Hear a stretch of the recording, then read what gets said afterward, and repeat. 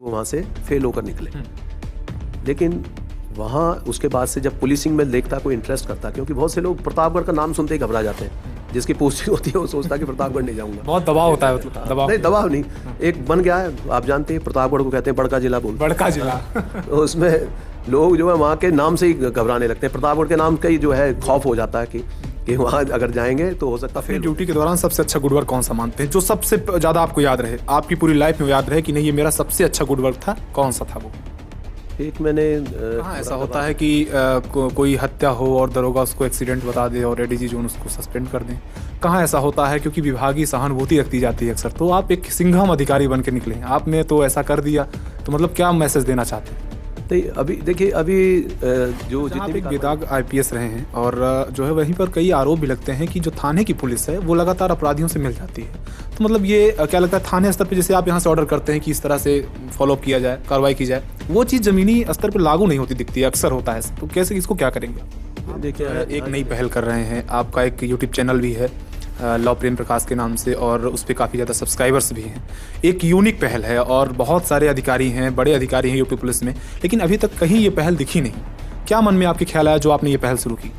Police इतना काम करती है, उसके बाद भी आप देखते हैं कि पुलिस के खिलाफ नेगेटिव कमेंट्स बहुत आते हैं। पत्रकार नहीं दिखाते पत्रकार दिखाते हैं, लेकिन पत्रकार जो है वो एक साइड दिखाते हैं। वो कई बार जो है दूसरे का ओपिनियन भी लेना नहीं चाहते, जबकि पत्रकारिता का जो स्वस्थ परंपरा है वो ये है कि उसमें हर पक्ष। यूपीएससी को लेकर थोड़ा सा सवाल रहेगा कि यूपीएससी को लेकर बच्चे तैयारी करते हैं, गरीब घर से बच्चे आते हैं, बहुत 6 साल 7 साल लंबा पीरियड तक तैयारी करते हैं, सफल नहीं होते, कई बार बच्चे सुसाइड का भी कदम उठा लेते हैं।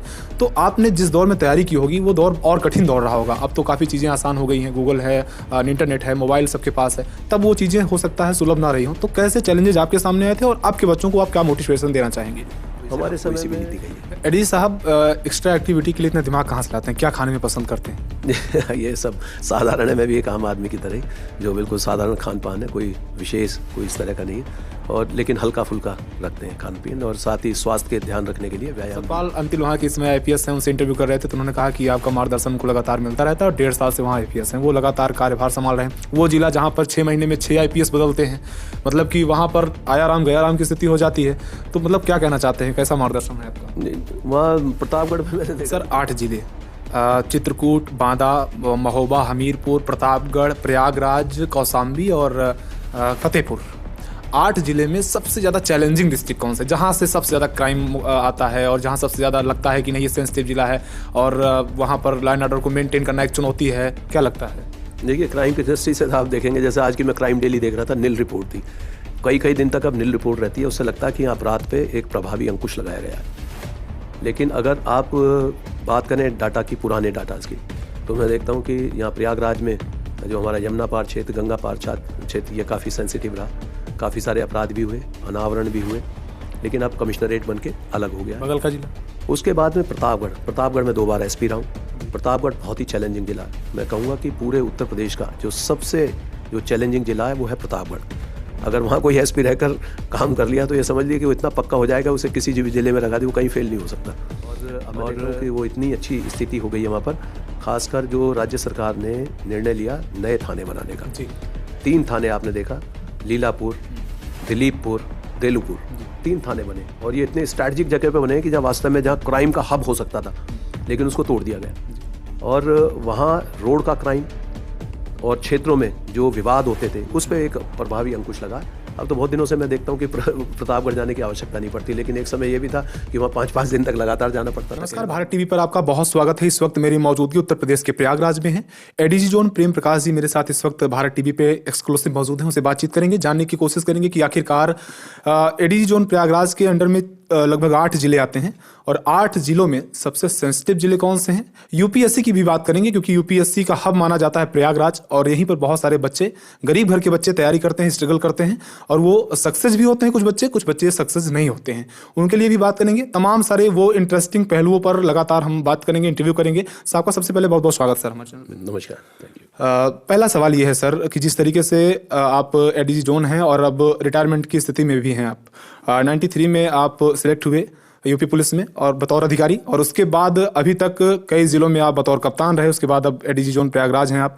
कैसे देखते हैं अपनी सर्विस को अभी तक और क्या कहना चाहते हैं? बड़ा लंबा सर्विस का कार्यकाल रहा और बहुत ही सेटिस्फाइंग रही।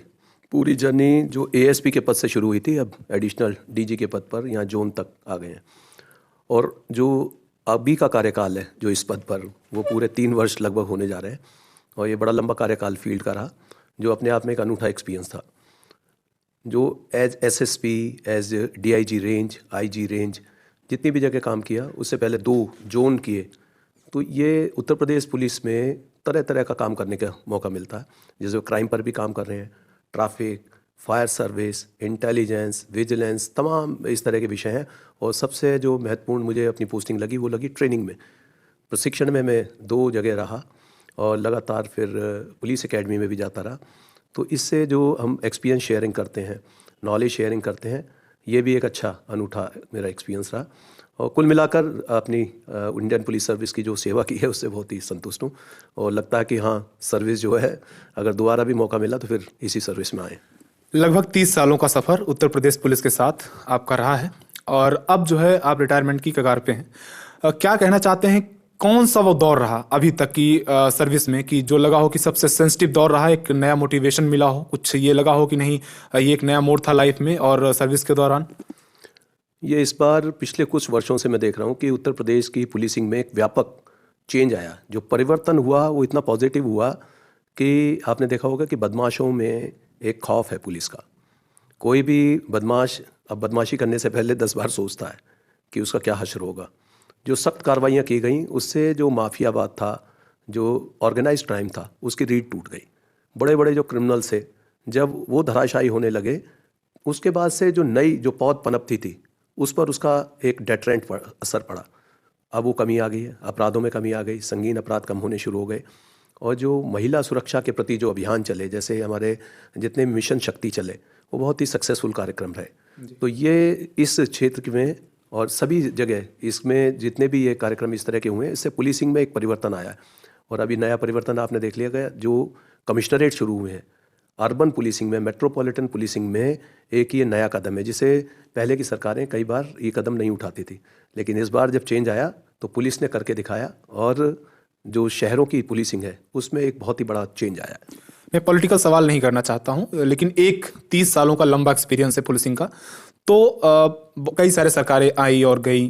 तो क्या लगता है कि अभी जो सरकार चल रही है, योगी बाबा की सरकार चल रही है, और एक आप लोगों को एक नया मोटिव मिला है बुलडोजर प्लान, तो मतलब कैसे इसको देखते हैं? और सरकारों की अपेक्षा इस सरकार में पुलिसिंग को कैसे ऑपरेट किया गया है? क्या बेहतर किया गया है या फिर कुछ?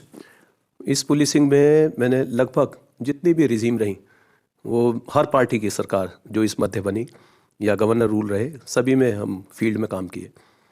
अब जो परिवर्तन आपने देखा है वो ये है कि जो फ्री हैंड दिया गया है पुलिस को, बदमाशों के ऊपर सख्त कार्रवाई की जाए। तो ये कहीं ना कहीं कई बार कुछ जगह से बाधाएं आती थी, लेकिन अब इस सरकार में ये एक मैसेज चला गया है कि कहीं किसी की बदमाश की सुनी नहीं जाएगी। अगर कोई भी गलत काम करेगा तो उसके खिलाफ इतना सख्त एक्शन होगा कि उसमें केवल पुलिस की कार्रवाई नहीं होगी, उसमें अगर उसने अवैध अतिक्रमण कुछ कर रखा है वो भी गिराया जाएगा, उसने कुछ अवैध कार्य किए होंगे तो उसमें अन्य एजेंसीज को भी लिया जाएगा साथ में।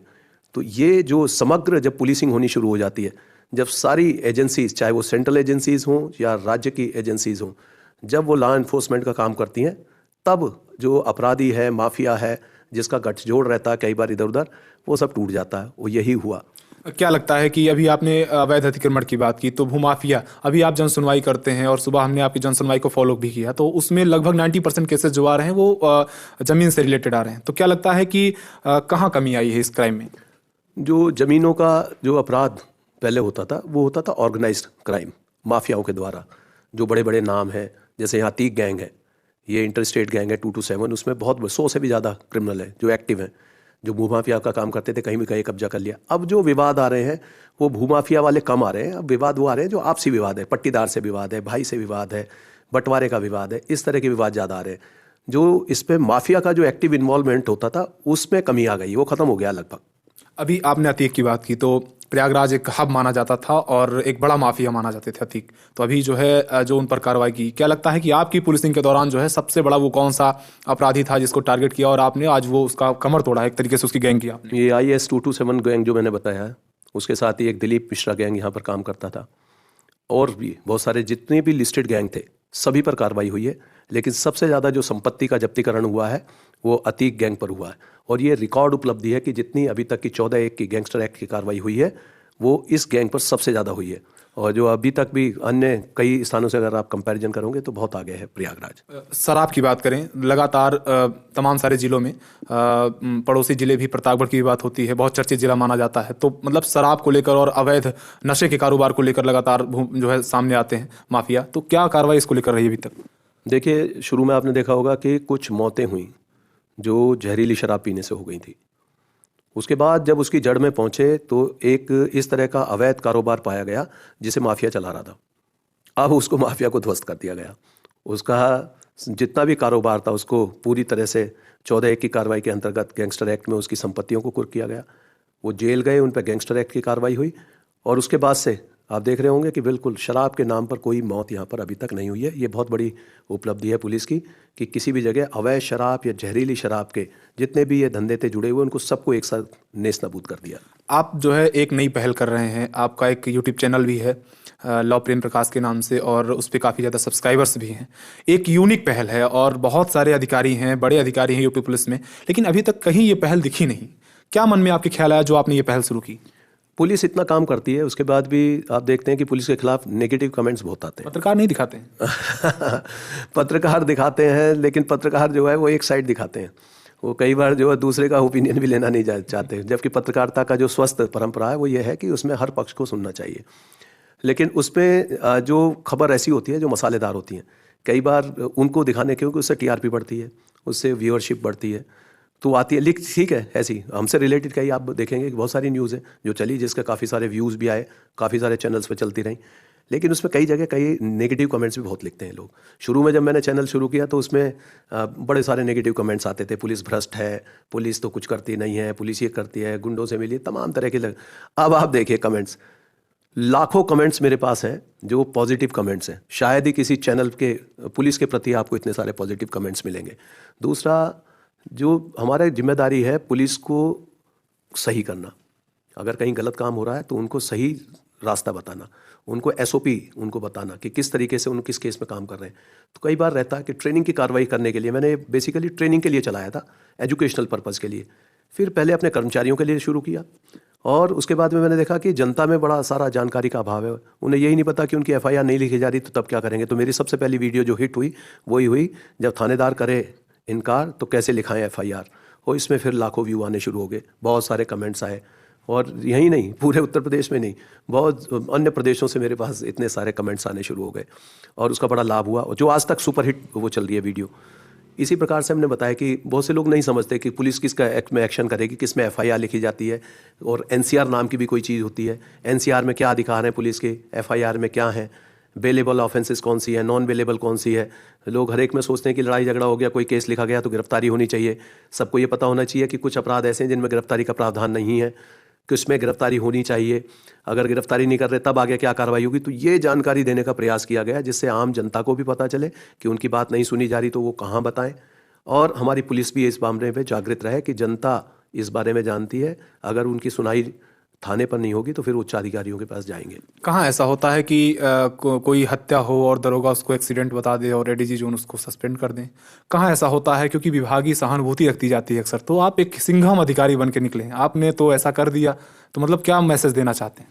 नहीं, अभी देखिए, अभी जो जितनी भी कार्रवाई हुई हैं ज़्यादातर हम जो है इसमें ट्रांसपेरेंट वे में सबको दिखाते भी हैं कि देखिए कोई गलती करेगा उसके खिलाफ कार्रवाई होगी। लोगों को ये नहीं पता था कि पुलिस ऐसा विभाग है जो 24 घंटे काम करता है, 24/7 काम करता है, थाने में हर समय उपलब्धता रहती है, काफ़ी मेहनत करते हैं लोग, अपने घरों से दूर रहकर अपने ड्यूटी आवर्स से ज़्यादा एडवर्स मौसम में, एडवर्स परिस्थितियों में भी काम करते हैं। लेकिन उसके बाद भी नेगेटिव इमेज बनती है। क्यों बनती है? क्योंकि पुलिस के बारे में लोगों को ज़्यादा जानकारी नहीं है। और उसके बाद कुछ लोग ऐसे भी हैं जो पुलिस में भी, हर जगह है, समाज में उसी तरह पुलिस में भी कुछ लोग हैं जो गलत काम कर देते हैं, उनके खिलाफ कार्रवाई होनी आवश्यक है। ये वरिष्ठ अधिकारियों का काम है। तो मेरे पास जब भी कोई कंप्लेंट आई उस पर फ़ौरन उसमें जो हमारे नियम है, विभागीय नियम, उनके अनुसार कार्रवाई की गई, और जहाँ लगा कि इसने क्रिमिनल एक्ट किया तो हमने मुकदमा कायम कराने में भी कोई कोताही नहीं की। सर, बुलडोजर प्लान जो है, एक योगी सरकार जब से आई है लगातार यूपी पुलिस को एक बुलडोजर का वो मिल गया है, जब कोई अपराधी हाजिर नहीं होता है तो पुलिस बुलडोजर लेके दरवाजे पहुंचती है, दूसरे दिन अपराधी आ जाता है। तो इस पर क्या कहना चाहते हैं? बुलडोजर नीति पे आप क्या कहना चाहते हैं? ये लोग पुलिस के साथ जोड़कर देखते हैं इसे। होता क्या है कि जो माफिया या अपराधी है उसने बहुत सारे पुलिस के जो सरोकार रखने वाली चीज़ें जैसे क्रिमिनल एक्ट किया तो वो तो करता ही है, साथ ही इसके अतिरिक्त उसने और भी बहुत सारी चीज़ें कर रही होती हैं। जैसे ज़मीनों पर कब्जा कर लिया, सरकारी ज़मीन कब्जा ली, बिना किसी प्लान के नक्शा पास कराए उसने अपना कोई जो बड़ी बिल्डिंग खड़ी कर दी, या कहीं से इधर उधर का पैसा ला के आपराधिक कृत्यों से पैसा लाकर और कोई प्रॉपर्टी इकट्ठी कर ली। तो इस सब पर कार्रवाई होनी ज़रूरी है। तो उसमें ना केवल पुलिस बल्कि जो अन्य एजेंसीज हैं, जैसे यहाँ पर प्रयागराज डेवलपमेंट अथॉरिटी है, नगर निगम है, या जिसकी भी ज़मीन है, जो भी एजेंसी है, जो भी लोकल बॉडीज़ हैं, नगर पालिकाएँ हैं या नगर पंचायतें हैं या जिला पंचायत है, जिसकी ज़मीन पर या जिसकी प्रॉपर्टी को कब्जा किया उसके द्वारा कार्रवाई की जाती है। हाँ, पुलिस का काम है सही कार्य के लिए प्रोटेक्शन देना, वो पुलिस कर रही है। अब इसे आप कोई सी भी नीति कहिए। एडीजी साहब, एक्स्ट्रा एक्टिविटी के लिए इतना दिमाग कहाँ से लाते हैं? क्या खाने में पसंद करते हैं? ये सब साधारण है, मैं भी एक आम आदमी की तरह ही, जो बिल्कुल साधारण खान पान है, कोई विशेष कोई इस तरह का नहीं है, और लेकिन हल्का फुल्का रखते हैं खान पीन, और साथ ही स्वास्थ्य के ध्यान रखने के लिए व्यायाम भी लगातार इसमें चलता है। यूपीएससी को लेकर थोड़ा सा सवाल रहेगा कि यूपीएससी को लेकर बच्चे तैयारी करते हैं, गरीब घर से बच्चे आते हैं, बहुत 6 साल 7 साल लंबा पीरियड तक तैयारी करते हैं, सफल नहीं होते, कई बार बच्चे सुसाइड का भी कदम उठा लेते हैं। तो आपने जिस दौर में तैयारी की होगी वो दौर और कठिन दौर रहा होगा। अब तो काफ़ी चीज़ें आसान हो गई हैं, गूगल है, इंटरनेट है, मोबाइल सबके पास है, तब वो चीज़ें हो सकता है सुलभ ना रही हो। तो कैसे चैलेंजेस आपके सामने आए थे और आपके बच्चों को आप क्या मोटिवेशन देना चाहेंगे? हमारे समय में जो रीडिंग मटेरियल था उसका थोड़ा सा भाव रहता था, बड़ा महंगा भी होता था। हालांकि आज के इन टर्म्स ऑफ रुपीज़ देखेंगे तो कम थी कीमत, लेकिन हमारी सैलरी के हिसाब से जो हमारी कमाई थी उसके हिसाब से बहुत ज़्यादा होती थी। जो मटेरियल आता था उसको अफोर्ड करना बड़ा मुश्किल काम था। मैं देखता था बेरसराय जाते थे हम लोग, JNU के पास, वहाँ जवाहर बुक डिपो, वहाँ से लाते थे। तो फिर वहाँ कभी फ़ोटो कॉपी की हुई बुक, क्योंकि ओरिजिनल बुक्स की कीमत ज़्यादा होती थी, उन्हें नहीं अफोर्ड कर पाते थे हम लोग। उस समय गूगल भी नहीं था, बाकी चीज़ें जो है अब तो क्या है, अब तो आप कोई भी टर्म डालिए, गूगल कीजिए, और वो भी वॉइस मैसेज डालिए, तुरंत आपके सामने जो है 10 ऑप्शंस आ जाएंगे। फिर बहुत सारे कोचिंग इंस्टीट्यूशंस हैं, और साथ ही अब बहुत सारे ऐसे चैरिटेबल इंस्टीट्यूशंस भी चल रहे हैं कि जो फ्री कोचिंग करते हैं। जैसे हमने यह एक नया प्रयास शुरू किया जिसमें @कुशाग्र स्टडीज़ के नाम से एक चैनल शुरू किया, जिसमें हम गरीब बच्चों के लिए, ऐसे बच्चे जो अपना मटेरियल अफोर्ड नहीं कर सकते, अभी उनको मोटिवेशन के लिए बहुत सारे वीडियोज़ दे रहे हैं, उनको सिलेबस के बारे में जानकारी दे रहे हैं। जो सफल अधिकारी रहे हैं, जिन्होंने UPSC क्रैक किया है या अन्य परीक्षाओं में वो पास हुए हैं, उनको हम दिखा रहे हैं, उनके इंटरव्यू, उनकी क्या स्ट्रैटेजी रही, ये सब दिखा रहे हैं। तो उससे निश्चित रूप से उनको लाभ होगा। और जो क्वेश्चंस आते हैं हमारे सामने, जो इस तरह की क्वेरीज आती हैं, उनके भी जवाब देते हैं। जैसी ज़रूरतें हैं लोगों की, उसके बारे में बताते हैं, क्योंकि इंडिविजुअली बहुत लोग मिलते हैं मुझे, वो पूछते हैं, तो हर एक को अलग अलग समय देना बड़ा मुश्किल है। तो मैंने ये एकदम एक ही प्लेटफॉर्म पर इस तरह की चीज़ें कर दी हैं, और उसमें वीडियो जो चल रहे हैं, कल ही जैसे मैंने दिखाया, हिंदी मीडियम से जो छात्र अपीयर होना चाहते हैं, उनको बहुत सारी उनकी रहती हैं समस्याएं भी रहती हैं, और साथ में कुछ क्वेरीज रहती हैं कि क्या हिंदी मीडियम से किया जा सकता है, क्या उसमें नंबर कम आते हैं, क्या किसी भी विषय में हिंदी लेकर किया जा सकता है। तो कल हमने एक हमारे IPS अधिकारी हैं 2017 बैच के, सोमेन सोमून का इंटरव्यू दिखाया, और उन्होंने हिंदी से ही उसको अपना UPSC क्लियर किया, और उनके मार्क्स भी बहुत अच्छा है। हिंदी साहित्य में उनको 500 में से 280 नंबर मिले, जो कि अच्छा स्कोर है, उसी के दम पर वो IPS में सेलेक्ट हुए। तो ऐसे अन्य भी जो कैंडिडेट्स हैं जो प्रयास कर रहे हैं, रूरल बैकग्राउंड से हैं, गरीब घरों से, मैं बताना चाहूँगा उन्हीं लोगों की संख्या ज़्यादा है सिविल सर्विसेज में, वही ज़्यादा सफल अभ्यर्थी हैं जो मेहनत करके आ रहे हैं, स्वयं मेहनत कर रहे हैं। बहुत से लोग सोचते हैं केवल कोचिंग से ही हो सकता है, तो ये भ्रम है। अगर आप स्वयं भी कोशिश करेंगे, हम लोगों ने भी कोचिंग कुछ टॉपिक्स पे ली, लेकिन बाकी सब अपने आप ही सेल्फ प्रिपरेशन से ही तैयार किया। सर, 8 जिले, चित्रकूट, बांदा, महोबा, हमीरपुर, प्रतापगढ़, प्रयागराज, कौशाम्बी और फतेहपुर, 8 जिले में सबसे ज़्यादा चैलेंजिंग डिस्ट्रिक्ट कौन सा है, जहाँ से सबसे ज़्यादा क्राइम आता है और जहाँ सबसे ज़्यादा लगता है कि नहीं ये सेंसिटिव जिला है और वहाँ पर लॉ एंड ऑर्डर को मेंटेन करना एक चुनौती है, क्या लगता है? देखिए, क्राइम की दृष्टि से आप देखेंगे, जैसे आज की मैं क्राइम डेली देख रहा था, नील रिपोर्ट थी, कई दिन तक अब नील रिपोर्ट रहती है, उससे लगता है कि अपराध पे एक प्रभावी अंकुश लगाया गया है। लेकिन अगर आप बात करें डाटा की, पुराने डाटास की, तो मैं देखता हूँ कि यहाँ प्रयागराज में जो हमारा यमुना पार क्षेत्र, गंगा पार क्षेत्र, ये काफ़ी सेंसिटिव रहा, काफ़ी सारे अपराध भी हुए, अनावरण भी हुए, लेकिन अब कमिश्नरेट बन के अलग हो गया। बगल का जिला, उसके बाद में प्रतापगढ़ में 2 बार SP रहा हूँ। प्रतापगढ़ बहुत ही चैलेंजिंग जिला है। मैं कहूँगा कि पूरे उत्तर प्रदेश का जो सबसे जो चैलेंजिंग जिला है वो है प्रतापगढ़। अगर वहाँ कोई SP रहकर काम कर लिया तो ये समझ लिए कि वो इतना पक्का हो जाएगा, उसे किसी भी जिले में रखा दे वो कहीं फेल नहीं हो सकता। और प्रतापगढ़ में आप देखेंगे कि वहाँ जो क्राइम है या तो होता नहीं है, और जब होता तो सीरीज़ में होता, फिर कई बार लगातार जब कोई गैंग एक्टिव होता है, तो वहाँ की आप देखेंगे डायनेमिक्स क्या है कि जो अपराधी हैं वहाँ उनका बेस है, कभी रहे हैं, लेकिन वो ज़्यादातर बाहर शिफ्ट कर गए पुलिस के प्रेशर में। कोई गुजरात में रह रहा है, कोई महाराष्ट्र में रह रहा है, कोई इधर उधर, कोई बाहर के क्षेत्रों में जाकर नौकरियां कर रहे हैं या कुछ अपना काम कर रहे हैं। लेकिन जब उन्हें टाइम मिलता है, गैंग अप होते हैं, पुराने केसेस में आते हैं, तो उन्हें जब भी यहाँ मौका मिलता है तो उनकी कोशिश रहती है कि कहीं स्ट्राइक करें, कहीं ना कहीं जो है अपराध करें। वो इस तरह के अभी तक के बहुत सारे अपराध आए, लेकिन सभी को सक्सेसफुली वर्कआउट किया गया। और अब मैं देख रहा हूँ कि वो इतनी अच्छी स्थिति हो गई है वहाँ पर, खासकर जो राज्य सरकार ने निर्णय लिया नए थाने बनाने का। 3 थाने आपने देखा, लीलापुर, दिलीपपुर, देलूपुर, 3 थाने बने, और ये इतने स्ट्रैटेजिक जगह पे बने कि जहाँ वास्तव में जहाँ क्राइम का हब हो सकता था, लेकिन उसको तोड़ दिया गया। और वहाँ रोड का क्राइम और क्षेत्रों में जो विवाद होते थे उस पर एक प्रभावी अंकुश लगा। अब तो बहुत दिनों से मैं देखता हूँ कि प्रतापगढ़ जाने की आवश्यकता नहीं पड़ती, लेकिन एक समय ये भी था कि वहाँ 5-5 दिन तक लगातार जाना पड़ता था कई बार। हाँ। सतपाल अंतिल वहाँ के इसमें आईपीएस हैं, उनसे इंटरव्यू कर रहे थे तो उन्होंने कहा कि आपका मार्गदर्शन उनको लगातार मिलता रहता है और 1.5 साल से वहाँ आईपीएस हैं, वो लगातार कार्यभार संभाल रहे हैं। वो जिला जहाँ पर 6 महीने में 6 आईपीएस बदलते हैं, मतलब कि वहाँ पर आया राम गया राम की स्थिति हो जाती है। तो मतलब क्या कहना चाहते हैं, कैसा मार्गदर्शन है आपका? वहाँ प्रतापगढ़ में मैंने देखा कि प्रतापगढ़ के जो निवासी हैं वो पूरा सपोर्ट करते हैं, क्राइम के जो खिलाफ जो अभियान चलते हैं उनको बहुत सपोर्ट करते हैं। मैं जब खुद वहाँ था तो एक बार लूट हुई और गौरीगंज में जाके एक इनकाउंटर हुआ था जिसमें 2 बदमाश मारे गए, तो मेरा अभिनंदन हुआ वहाँ। हाँ, मैंने स्वयं किए थे। तो जब वहाँ मेरा इतना अभिनंदन हुआ कि जगह जगह मुझे प्रोग्राम अटेंड करने जो है वो ज़्यादा हो गए तो बंद करने पड़े। उसके बाद मैं देखता था कि एक बार क्राइम की वेव आई और कुछ एसपीज वहाँ काफ़ी जल्दी चेंज हुए, और ऑलमोस्ट ये समझिए कि आप कह सकते हैं कि वो वहाँ से फेल होकर निकले। लेकिन वहाँ उसके बाद से जब पुलिसिंग में देखता कोई इंटरेस्ट करता, क्योंकि बहुत से लोग प्रतापगढ़ का नाम सुनते ही घबरा जाते हैं, जिसकी पोस्टिंग होती है वो सोचता है कि प्रतापगढ़ नहीं जाऊंगा। बहुत दबाव होता है, मतलब दबाव नहीं, दबाव नहीं, एक बन गया है। आप जानते हैं प्रतापगढ़ को कहते हैं बड़का जिला, बोलते हैं बड़का जिला। तो उसमें लोग जो है वहाँ के नाम से ही घबराने लगते हैं, प्रतापगढ़ के नाम का ही जो है खौफ हो जाता है कि वहाँ अगर जाएंगे तो हो सकता फेल हो जाएं। क्यों? क्योंकि वहाँ की आप पुराना इतिहास देखेंगे तो बहुत लोग वहाँ से फेल होकर निकले। तो इसे दूर करने के लिए इस बार बड़ा सोच समझ के जो पोस्टिंग हुई थी सतपाल अंतिल की जब हुई, तो वहाँ जल्दी से कोई जाना नहीं चाहता, लेकिन मैंने उनसे बताया कि वहाँ कोई प्रॉब्लम है नहीं। उनकी समझ में आया और वो अच्छे वर्कर, उन्होंने फतेहपुर में बहुत अच्छा काम किया था। जब वहाँ उन्होंने सिस्टमेटिक तरीके से काम किया तो आज मैं देखता हूँ पब्लिक सपोर्ट इतनी ज़बरदस्त है वहाँ पर उनके लिए। वहाँ थानों पर जो नियंत्रण है और थानों की जो साफ़ सफाई है, मैं दावे से कह सकता हूँ कि हमारे जोन में ही नहीं, हमारे जोन में तो अव्वल है ही वो। बाहर के भी बहुत सारे थानों में उससे अच्छा थाना बेहतर नहीं हो सकता। नए थाने भी देखिए आप, साफ़ सफाई देखिए आप, लालगंज जाइए, वहाँ पर लॉन, वहाँ का मेंटेनेंस, वहाँ का सीओ ऑफिस, जितने नए थाने हैं उनकी साफ़ सफाई देखिए आप। और काम की जो संस्कृति है, कार्य संस्कृति, उसमें भी एक व्यापक बदलाव आया है। भ्रष्टाचार के मामले जो आधा कदा पहले बताते थे वो भी बिल्कुल समाप्त हो गए हैं, तो ये एक अच्छी पहल है। अपनी ड्यूटी के दौरान सबसे अच्छा गुड वर्क कौन सा मानते हैं, जो सबसे ज़्यादा आपको याद रहे, आपकी पूरी लाइफ में याद रहे कि नहीं ये मेरा सबसे अच्छा गुड वर्क था, कौन सा था वो? एक मैंने मुरादाबाद में एक काम किया था।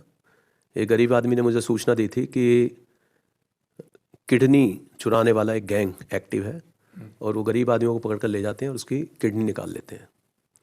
इसको मैंने डेवलप किया। हमारे एएसपी अंडरटेनिंग वहाँ पर महिला पुलिस अधिकारी थी, उनको लगाया, उनके साथ पूरी टीम थी और मैं लगातार उसको मॉनिटर किया। तो हमने जो उसने बताया कि कुछ लोग वहाँ पर आते हैं स्टेशन पर, रेलवे स्टेशन पर, और वो पकड़ कर ले जाते हैं गरीब लोगों को। तो उन्होंने जैसे ही ये पता चला सूचना, हमने पूरा वहाँ जाल बिछाया और स्टेशन से एक व्यक्ति को जो उनको पकड़ने के लिए आया था उसको वहाँ पर इंटरसेप्ट किया, उसके मोबाइल कब्जे में लेकर उसके बाद लगातार उसका जो पूरा गैंग जिस तरह से एक्टिव था उसने लाइन अप किया हुआ था और हमारी टीम अंततः गुड़गांव में पहुँच गई। वहाँ देखा पूरा एक हॉस्पिटल मिला था जिसमें काफ़ी सारे मरीज़ थे जिनका किडनी ट्रांसप्लांट होना था और ऐसे भी लोग थे जिनकी किडनी निकाली जानी थी। तब वहाँ पर हमने उसको पूरे गैंग को पकड़ा हमारी टीम ने, और उसके बाद वहाँ पर पूरा मीडिया, नेशनल मीडिया पहुँच गया था। ये नेशनल न्यूज़ बनी, हेडलाइंस बनी हर पेपर की, हर जितने भी चैनल्स हैं उसमें जो है लीड न्यूज़ थी सब जगह की। उसके बाद मैंने प्रेस कॉन्फ्रेंस की थी, उसमें एक डॉक्टर और उसके साथी पकड़े गए थे। साथ ही मुझे पता चला जो मेन एक्यूज़ था वो काठमांडू भाग गया। काठमांडू तक हमारे वहाँ पर हमने पुलिस से संपर्क करके उसको इंटरसेप्ट कराया, डॉक्टर अमित को पकड़ा गया और उसके बाद जो खुलासा हुआ वो बिल्कुल आई ओपनर था। बहुत सारे लोगों की उन्होंने किडनी ऐसे निकाली थी और उसको चेंज किया था। बाहर से लोग आते थे किडनी ट्रांसप्लांट कराने के लिए और उसके जुड़े हुए केस तभी, क्योंकि इसमें काफ़ी सारा इंटरनेशनल जो गैंग था वो एक्टिव था, कई सारी स्टेट का इसमें था, इसमें काफ़ी लोगों पर कार्रवाई भी हुई, पुलिस में भी। और बाद में सीबीआई को मैंने रिकमेंड किया, सीबीआई ने ये केस उसके बाद उसको पूरा इन्वेस्टिगेट किया और मुझे बड़ी खुशी हुई जब इसमें कन्विक्शन हुआ। लेकिन थोड़े दिन बाद छूटने के बाद मुझे ताज्जुब हुआ कि कुछ साल बाद वो फिर उसी डॉक्टर का नाम आया और फिर पकड़ा गया, वो उसी एक्टिव हो गया। तो ये इतना बड़ा केस था जो बिल्कुल इस तरह के लोगों से जुड़ा हुआ था और इस गैंग को पूरा हम लोगों ने पकड़ा। उसके बाद फिर कन्विक्शन कराया सीबीआई ने, तो काफ़ी ये एक बहुत ही ज़्यादा पब्लिसाइज केस था और इससे काफ़ी संतुष्टि मिली। सर, जहां आप एक बेदाग आईपीएस रहे हैं और जो है वहीं पर कई आरोप भी लगते हैं कि जो थाने की पुलिस है वो लगातार अपराधियों से मिल जाती है, तो मतलब ये क्या लगता है थाने स्तर पे जैसे आप यहाँ से ऑर्डर करते हैं कि इस तरह से फॉलोअप किया जाए, कार्रवाई की जाए, वो चीज़ जमीनी स्तर पर लागू नहीं होती दिखती है, अक्सर होता है, तो कैसे इसको क्या करेंगे आप? देखिए यहाँ जो देखते हैं ना आप, यहाँ कुछ ही लोग आते हैं, ज़्यादा कंप्लेनेंट मैक्सिमम मैंने देखा कि यहाँ पर 110 या एक दिन आए थे मैक्सिमम 124, तो पूरे जोन से 8 जिले में 124 लोग आए एक दिन में। जबकि जो कंप्लेनेंट्स होते हैं हर थानों पे बहुत ज़्यादा होते हैं, हर थाने पे काफ़ी सारे प्रतिदिन जाते हैं, कार्रवाइयाँ होती हैं, ज़्यादातर कार्रवाई अच्छी होती हैं, ठीक होती हैं, उसमें वो नहीं आते। लेकिन फिर भी कहीं कहीं कोई किसी कारणवश कतिपय कारणों से अगर कोई गलत कर रहा है तो उसकी शिकायत हो जाती है, फिर हमारा दायित्व है कि हम उसको ठीक तरीके से इन्वेस्टिगेट कराएं। एक आखिरी सवाल, अब आप रिटायर हो रहे हैं, फ्यूचर प्लानिंग क्या रहने वाली है कि अब रिटायर होने के बाद जैसे होता है कि बाल आश्रम, फिर गृहस्थ आश्रम, फिर वानप्रस्थ आश्रम, तो अब आप रिटायर हो रहे हैं सरकार के यहाँ से भी और अपनी ड्यूटी से भी, तो अब आगे की फ्यूचर प्लानिंग क्या होगी? अभी तो वानप्रस्थ चलेगा ना, जो हमारा सिस्टम है पुराना, तो उसमें कहते हैं 25 साल तक गृहस्थ है, 50 साल तक जो है फिर चलता है, उसका पहले चलेगा बाल, उसका चलेगा आपका ब्रह्मचर्य, हाँ, उसके बाद में जो हमारा पूरा गृहस्थ आश्रम 50 साल तक, उसके बाद वानप्रस्थ जिसमें तैयारी होती है सन्यास की, तो सन्यास तैयारी हो गई, अब तैयारी करेंगे। अभी 25 साल है हमारे पास, 25 साल का, उसके हिसाब से अभी जो 15 साल है, और वैसे अगर देखा जाए तो अगर अब रिटायरमेंट की एज जो 60 ईयर्स कर दी गई है, अगर यहाँ से काउंट करेंगे वानप्रस्थ को तो 15 साल समझिए। फ्यूचर प्लानिंग क्या रहेगी? फैमिली बैकग्राउंड कैसा है सर? फैमिली बैकग्राउंड सब बच्चे सेटल्ड हैं, हमें कोई चिंता नहीं है। जब यहाँ नौकरी में आए तो उससे पहले ही बच्चे थे हमारे, और सभी बड़े अच्छी जगह पर हैं, बहुत ही कंटेंटेड लाइफ है। आप देख रहे होंगे हमारे यूट्यूब चैनल पर, देखिए हमारे नाती पोते वो किस तरीके से जो है सर, आपका यूट्यूब चैनल बड़ा चर्चित हो गया, सोशल मीडिया पे बहुत चर्चा है उसकी जो है, तो मतलब अब आगे चल के आप एक बड़ी यूट्यूबर भी बनने वाले लग रहा है। हाँ बिल्कुल, इसका सिल्वर बटन मिल गया है, जिसका जल्दी अनबॉक्सिंग का आप देखेंगे प्रोग्राम, और अब लगभग हमारे सब्सक्राइबर जो है 4,60,000 से ऊपर निकल चुके हैं। और इसमें देखिएगा कि हम मतलब जो टारगेट है अभी है कि गोल्डन बटन मिलना चाहिए। बिल्कुल, मेरी शुभकामनाएं हैं सर, बहुत अच्छा लगा जो है आपसे बात करके, और उम्मीद है कि अब अभी तक जिस तरीके से एडीजी जोन प्रयागराज प्रेम प्रकाश जी का कार्यकाल रहा है वो नायाब रहा है, कई एक्सीलेंट वर्क किए हैं आपने, और उसके अलावा जब से एडीजी जोन प्रयागराज बने हैं लगभग पड़ोस का जिला प्रतापगढ़ भी काफ़ी कानूनी रूप से चुस्त दुरुस्त है। तो हमारी शुभकामनाएं हैं कि आपको गोल्ड बटन भी आए और उसके बाद आप आगे चल के भी जो आपका रिटायरमेंट के बाद की लाइफ है वो भी बहुत सुखी हो, इसके लिए मेरी शुभकामनाएं। थैंक यू, बहुत बहुत धन्यवाद। तो कैमरा पर्सन अतुल के साथ